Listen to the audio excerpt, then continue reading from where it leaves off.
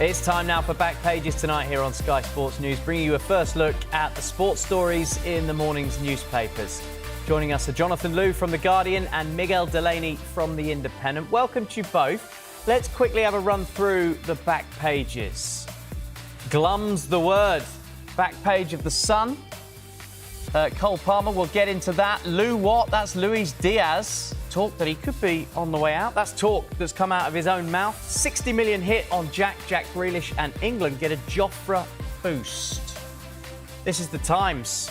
Serena Wiegman stressing that England are not in crisis, even though 3 players are not available for the Euros. Arsenal target Villa's Morgan Rogers. Jofra Archer in line for a test return. That excites me. The Mail's back page. Liverpool warn hands off Luis Diaz. Delap heads to the US with Chelsea in a blow to the England under-21s, going to the Club World Cup. And Bryden Cass, England bowler, I nearly got my toe amputated. We'll try and get into that. The Mirror focus on referees laying into VAR and Jack Grealish himself having his say on his situation at Manchester City. Looks like he's heading for the exit door. The Star back page. Referee Madley, VAR has denied us more magic moments like Sergio's Aguero. I hate it, he says. And there's also a jacklash. So that's the back pages. But a rare treat for us. A front page. Arise, Sir Bex, says The Sun. David Beckham, he's campaigned for long enough. Some would say maybe he should have got it earlier. He is going to get a knighthood. I think we'll start with that story. We'll come straight to you, Miguel. It's services to football. He is, of course, a former England captain.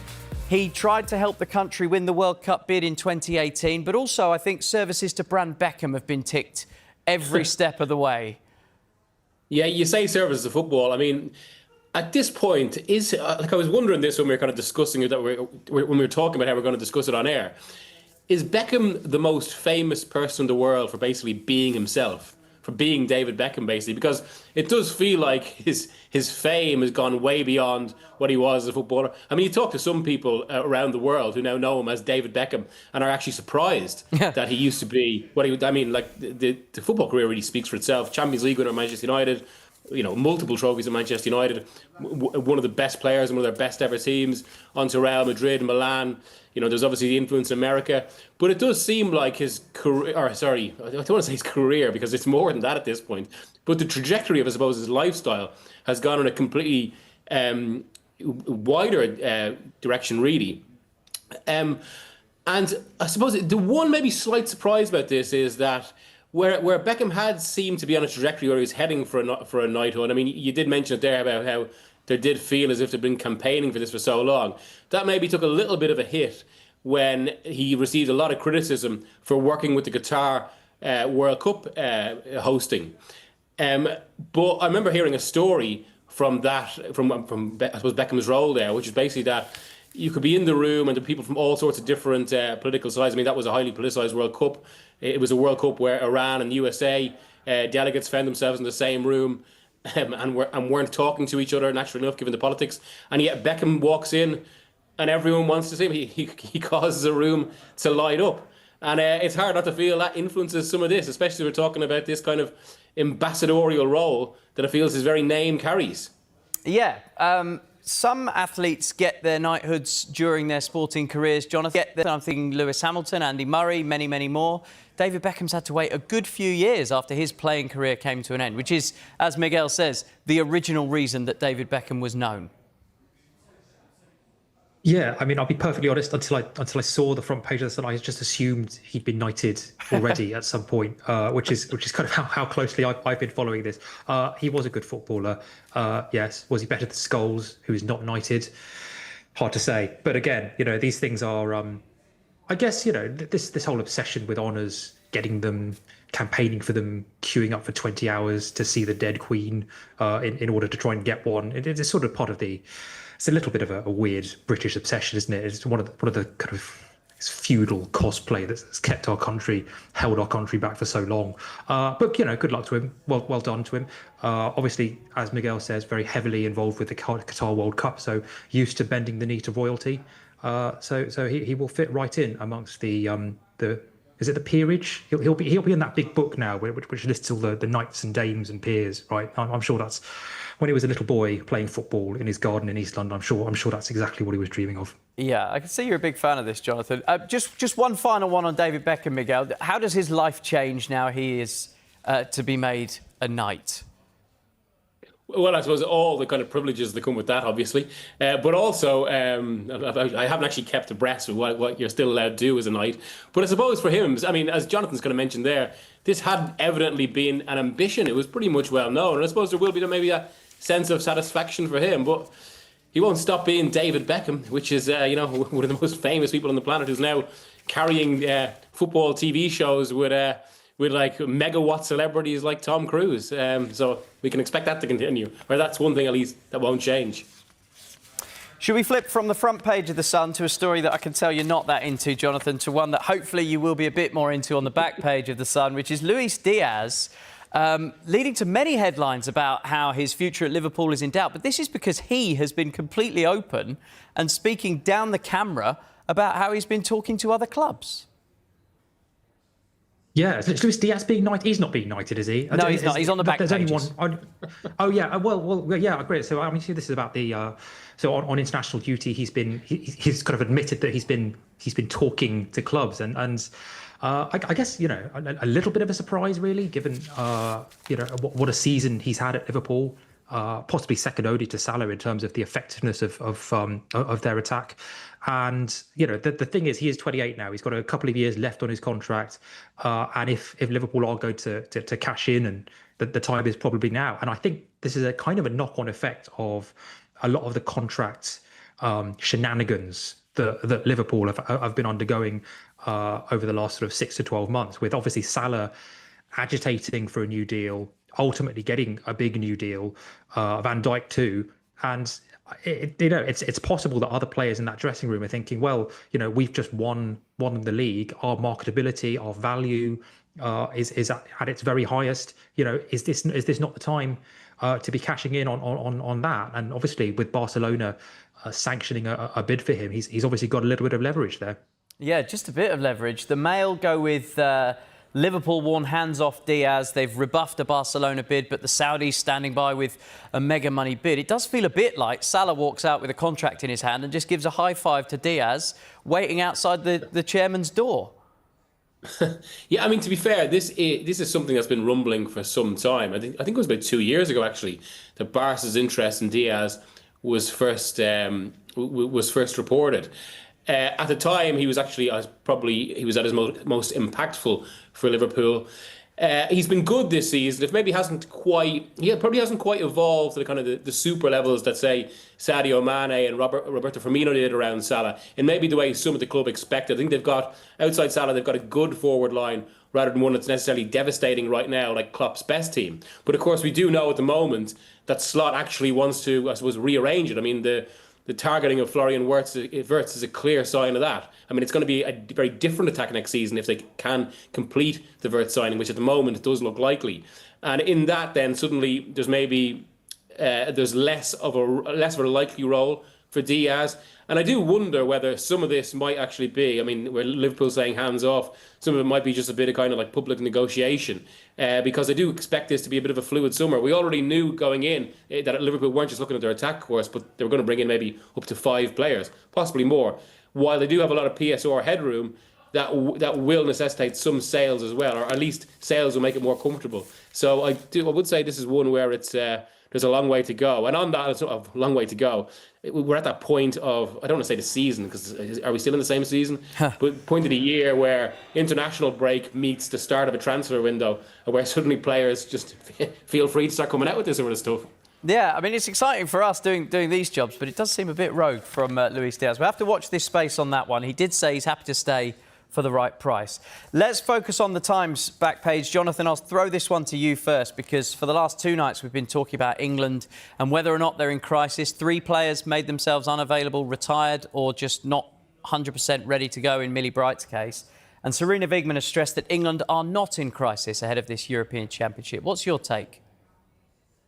Well, I don't think they are. I mean, obviously, you would need to be in the camp to get a firm read on that. But if you look at these various narrative strands. There doesn't seem to be a huge amount linking them. Fran Kirby wasn't going to get anywhere near the first team. You know, she's been obviously struggling with fitness issues, and so she's decided to retire. Mary Earps, who wasn't going to be the first choice, she's decided to retire. And now we have Millie Bright, who is a big blow to England's defence, but not as big a blow as in hindsight it would have been taking a half-fit Millie Bright. Obviously, I think she's gone for knee surgery this summer.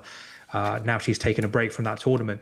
On the pitch, obviously, things looked pretty fluid against Portugal the other night. The Spain defeat, that they showed promise in patches. So I think what Wiegman's message will be is you try and block out some of this noise, because it is almost a confluence of unlucky things that has been happening to them. But the fundamentals of this team, the first 11, basically doesn't change. I think Greenwood comes in for Millie Bright at the back, and I just as a kind of an afterthought, as an aside to this, it is kind of refreshing to see women's football all over the back pages like this. Not for scandal, not for cheerleading, but just because it's news. And I think if the players take any kind of heart from that, it's the fact that people do care about this team and people care about this tournament. And if that doesn't focus their minds ahead of the summer ahead, then nothing will. Yeah, and I think one of the stories that we'll be covering over the next month up to the tournament, Miguel, is Lauren James is included, but she's not yet fit to feature. It's a bit like the parallel you could draw to David Beckham. There he is again, fresh to be knighted from 2002, and Wayne Rooney in 2006. Yeah, absolutely. I mean, you almost couldn't have an England tournament campaign without it, or at least a classic England tournament campaign. And I suppose, it's all the more interesting given that, all of this talk of crisis really develops about kind of different, two opposing interpretations about what some of Wiegman's decisions mean. From one perspective, I think one of the more critical perspectives that is talking crisis, there is a lot of chatter, I suppose, that some of the players have taken themselves out of the reckoning because they're not happy with the role that was expected for them, or the role that was put to them, and also that this supposedly fits into maybe a growing sense that there's just that slight perception that growing perception that Wiegman might be in the job that bit too long. The other side of that is, and there are just as many, actually there's probably more to be fair, who would say there's no crisis at all, that this is just the way Wiegman has always operated. And you can look at that from two ways as well. This team has now been together. Obviously, it's not quite the same team that won this tournament 3 years ago, but the core of it has been together for a long time. I remember a similar situation, I suppose, Spain around 2014, where they kept their core group together for one tournament too many. And really, they do need a kind of refresh, a kind of a recycling, and that's not going to happen without some headlines like this, I suppose. Yeah, Jonathan, I want to draw your attention to the sidebar on the back page of the Times. Gary Jacobs' story, Arsenal target Villa's Morgan Rogers. Looking to strengthen, they already are doing. Martin Zubimeni from Real Sociedad is coming in. Morgan Rogers now is a target. Still not a centre forward, Arsenal fans will be saying. No, but a fantastic goal-scoring threat, had a breakthrough season with Villa. And one of those players who gets into unusual positions, or his off-the-ball movement is really good. Often he reminds me a lot of Dele Alli in the fact that he would sometimes he would disappear from games for 20-25 minutes, and then he would almost drop off the radar, and then he would pop up with a crucial goal. He'd pop up with a crucial assist or a crucial touch. And I think it is an area that Arsenal occasionally struggled last season. In terms of the predictability of their attack, coming at teams from slightly different angles. I think the whole Saka Odegaard axis when they weren't injured, it did become slightly readable at times. So introducing new angles and Rodgers is a very an unpredictable sort of attacker. It does kind of make sense from that perspective.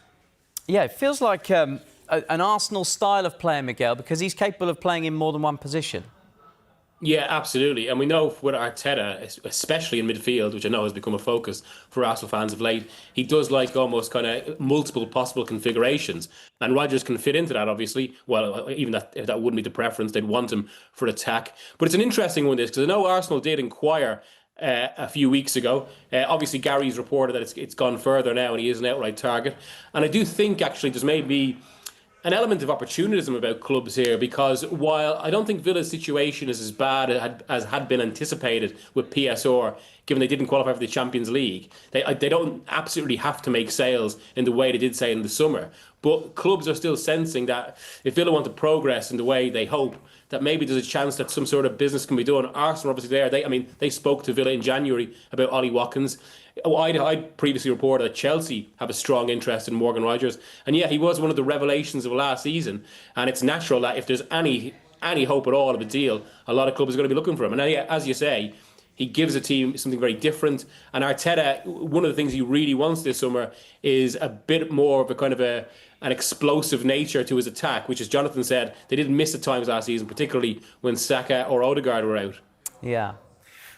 OK, let's take a quick break. When we come back, we'll look at more of the sports stories in the morning's newspapers, including this in the Mirror.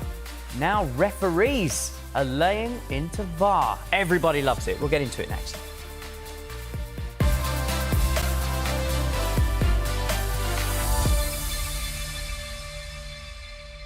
You're watching Back Pages tonight, and a big welcome back to Jonathan Liew from The Guardian and Miguel Delaney from The Independent. Let's go to the Mirror, back page, straight to it. Teased it before the break.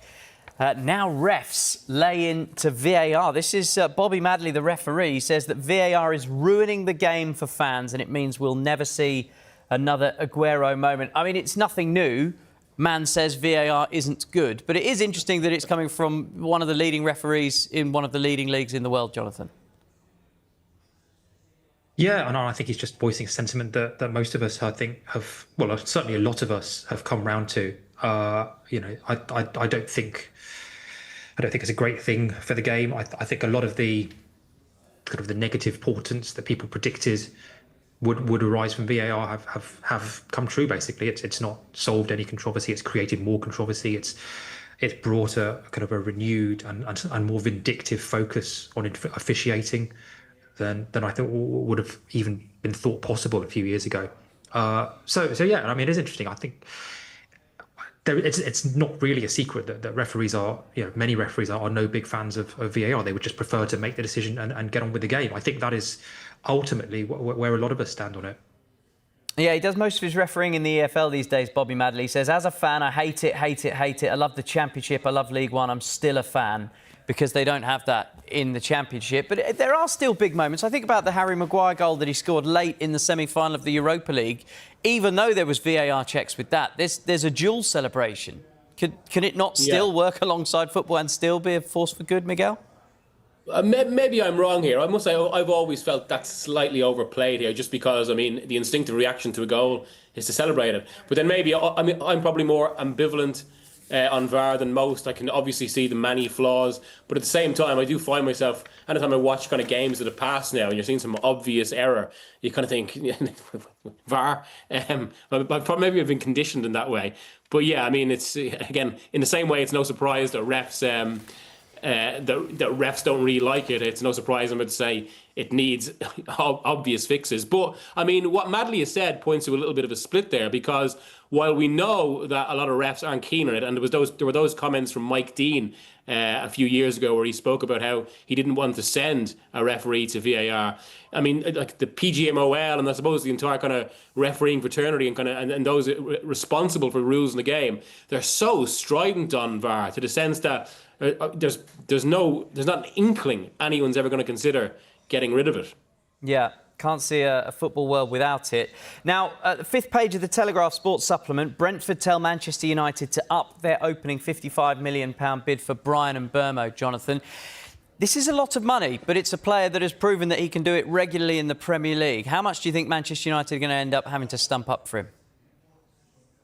Yeah, I think they can obviously, they have a little more room than possibly Jim Radcliffe was intimating a few months ago when he did that round of interviews, and I think he's worth it. I think they should be prepared to pay top dollar for Mbeumo. He's obviously had a fantastic season in front of goal, but he offers so much creatively as well. So, the weird thing about Mbeumo this season is he massively outperformed his XG in terms of shooting and finishing, but he's massively underperformed it in terms of assists. So as long as they have a plan for how to get the best out of him and Cunha, and whether it's, with a number 9 like Højlund alongside them, then I think he's a great signing for them, to be honest. I want to stay with the Telegraph, but I'm going to go back a page. So page 4, Jack Grealish hits back at critics on City exit, Miguel. Everybody is open season talking about Jack Grealish. He looks like he's not going to the Club Cup. He was left out at the end of the season, didn't feature in the FA Cup final. But now he's hit back on social media saying, what do you want me to do? Score a hat-trick in the 20 minutes that I'm given on field? And basically maintaining that when he's given minutes on field, he performs well. Is he correct? I was about to say, I feel a bit sorry for him, and that usually it's ill-advised for players to get involved in that, because ultimately it's going to be kind of a losing battle, or you're drawn into some sort of discussion where that they really wouldn't want to be in. But in this case, I think actually fair enough, because he can point to his impact. It's been such a difficult season for Grealish in that way, and I think fair play to him for standing up for himself. But obviously, I suppose the solution now is he needs to find. He needs to get a move and really the right club. And I know the Telegraph as well, Matt Law wrote that, or floated the idea of Grealish going back to Villa. Now, if Morgan Rogers were to go, it does feel like, it would be such a kind of a fitting signing in so many ways, with a bit of emotion to it as well, given Grealish hasn't exactly hid that he's never lost a love for Villa. Yeah, no-brainer is the story by Matt Law in the Telegraph, Jonathan. Does that feel, we've seen them loan Marcus Rashford, feels like a fit? It certainly does. Obviously, like Miguel says, there's that huge emotional pull there. There would also, if they can make the sums work, him earning Villa £100 million and then coming back for a fraction of that, and potentially, you'd have to take some kind of hit on his wages, or they need to work something else out there. He would be providing a double service to them. Jonathan, we don't have too much time, but there's a really interesting story in the Mail. Bryden Cass, I nearly got my toe amputated. Can you just tell us a bit about this? Yeah, well, he almost got his toe amputated. Thank you. Because basically he's like fast bowlers. They have disgusting, the amount of punishment they put through their feet is kind of ridiculous. And so he actually considered getting it amputated to kind of get around all the injury problems he was having, and it's just another example of how fast bowlers are just kind of a different species. Stuart Broad famously, the two little toes on his left foot basically died through overuse, and just like that they are built differently to us. Unbelievable. It's late night after the watershed, but that's pretty grim. And there's pictures in the Mail. I remember there was a New Zealand bowler, I think it was Aston. He used to cut holes in his shoes to release the tension on his toes. Yeah, a lot of them do that because the amount of weight that's going through that front foot is about 3 or 4 times your body weight. There are blisters, there are calluses, there's often blood. Yeah, and that just sums up this show. What a way to finish. There's blisters, blood, and that is Back Pages tonight. Jonathan, Miguel, thank you. If you missed any of tonight, it's back at hour, and the show is also available as a podcast. Just download Back Pages on Apple or on Spotify, wherever you get your podcasts. You'll find it. And do join us again on Friday night when our guests will be Henry Winter and Mark Ogden. OK, coming next, we're going to reflect on the story that we were just talking about. Luis Diaz and his future. Will he still be at Liverpool next season? They are the champions. Do stay with us.